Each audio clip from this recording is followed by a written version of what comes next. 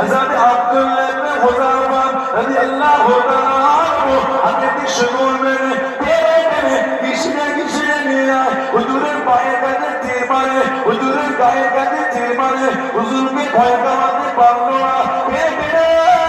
একটা বড় খোলা কাছে নিয়ে গেল ওরাতে টেনে টপক করে ছড়িয়ে পড়ে এই তেরের মধ্যে ছেড়ে দেবো ইসলাম তুমি ছেড়ে দাও করে না তারা বলে না খ্রিস্টান করে না হুজুর আমার দাঁড়িয়ে দে হুজুর